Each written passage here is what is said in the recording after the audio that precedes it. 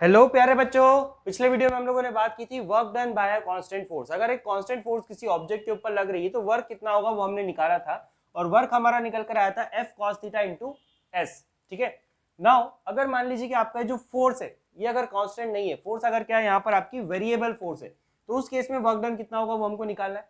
Variable force के लिए ये वाला फॉर्मूला आपका वैलिड नहीं होगा। क्यों वैलिड नहीं होगा? क्योंकि ये वैल्यू जो है वो कांस्टेंट नहीं है, ये टाइम के साथ क्या हो रही है, लगातार चेंज हो रही है। तो जब हम किसी ऑब्जेक्ट को एक पॉइंट से दूसरे पॉइंट तक ले जा रहे हैं, फॉर एग्जांपल मैं इसको यहां से यहां तक लेकर आता हूं, तो इसका ये जो एस डिस्प्लेसमेंट है ना, इस ड्यूरेशन में इसका जो फोर्स है वो कांस्टेंट नहीं था, वो बार बार क्या हो रहा था, चेंज। तो ये फॉर्मूला तो हम यहाँ पर यूज नहीं कर सकते। अब ना बात आती है कि कौन सा फॉर्मूला हम लोग यहाँ पर यूज करने जाएंगे। ध्यान से समझो इसको।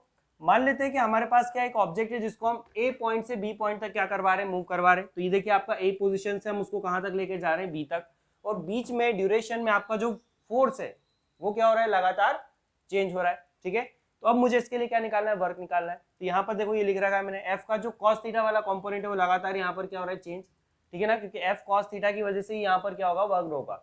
साइन थीटा वाला कंपोनेंट वर्क में पार्टिसिपेट नहीं करता है। तो देखिए एफ कॉस थीटा लगातार क्या हो रहा है, चेंज हो रहा है। अब यहाँ पर देखिए, अगर मैं एक स्मॉल ड्यूरेशन के लिए बात करूँ, एक स्मॉल टाइम इंटरवल के लिए बात करूँ, या एक स्मॉल डिस्प्लेसमेंट के लिए बात करूँ, तो लगभग हम कह सकते हैं कि हमारा जो फोर्स था वो क्या था, कांस्टेंट। एक स्मॉल सेगमेंट के लिए अगर हम बात करें तो हम कह सकते हैं कि लगभग जो हमारा फोर्स है वो क्या है, यहाँ पर कांस्टेंट है। ठीक है ना।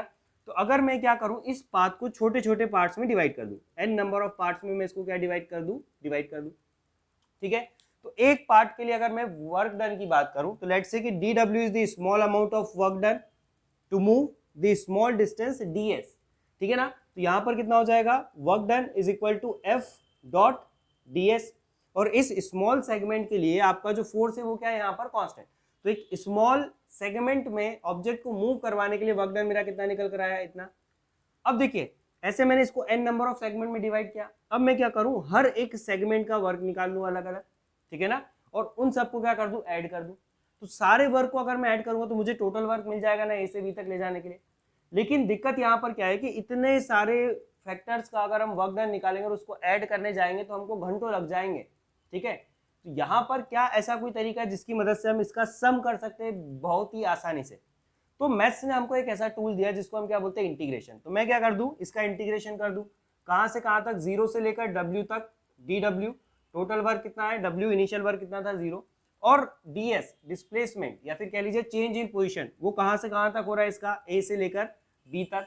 तो ये जो है इसको मैंने क्या कर दिया, ए से B F dot D S. ठीक है।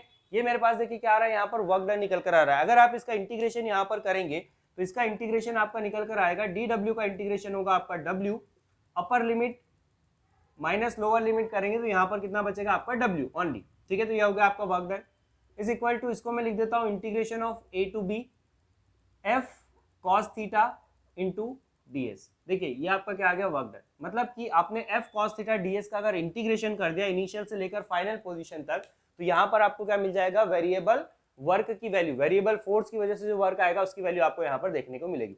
इसको एक और तरीके से हम लोग यहाँ पर देखते हैं, ग्राफिकल मेथड से हम लोग इसको देखते हैं। देखिए यहाँ पर मैंने क्या कर रखा है, इसका एक ग्राफ बना रखा है। ठीक, एक ऑब्जेक्ट है जिसको हम इस पोजीशन से, ए पोजीशन से इस बी पोजीशन तक क्या कर रहे हैं, लेकर जा रहे हैं। और बीच में आप देख सकते हो कि एफ कॉस थीटा का कंपोनेंट आपका क्या हो रहा है, बार बार चेंज हो रहा है।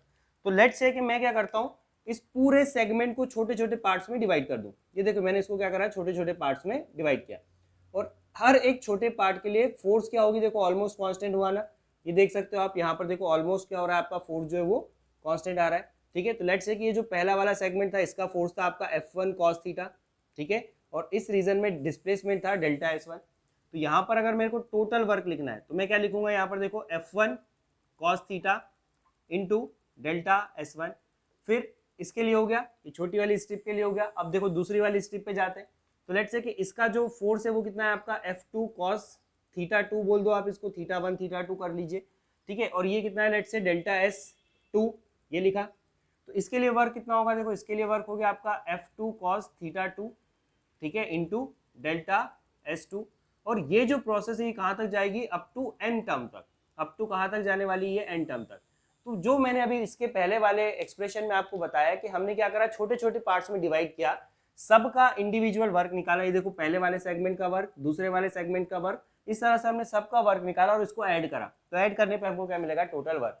और यहाँ पर जब हम एडिशन की बात करते हैं ना, तो एडिशन को हम इंटीग्रेशन की मदद से भी निकाल सकते हैं। ठीक है, तो ये हमारा क्या हुआ यहाँ पर वर्क का एक्सप्रेशन, किसके लिए, वेरिएबल फोर्स के लिए।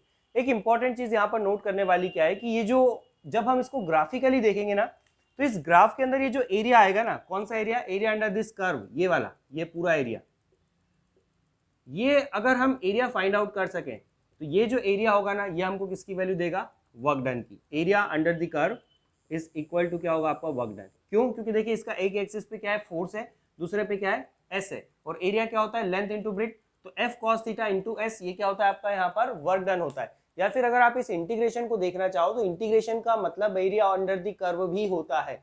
किसी भी कर्व के अंदर अगर मेरे को एरिया निकालना है तो मैं क्या कर दूं, इसको इंटीग्रेट कर दूं। तो इस तरह से क्या कर सकते हैं आप यहाँ पर एक वेरिएबल फोर्स के लिए वर्क डन को कैलकुलेट कर सकते हैं। इंटीग्रेशन हमको यहाँ पर करना पड़ेगा। ठीक है, तो आई होप आपको ये टॉपिक समझ में आया होगा। नेक्स्ट वीडियो में हम लोग बात करने वाले हैं एनर्जी की और एनर्जी से रिलेटेड कुछ इंपॉर्टेंट टर्म्स की। तो यहाँ तक बने रहने के लिए बहुत बहुत शुक्रिया। जय हिंद, वंदे मातरम।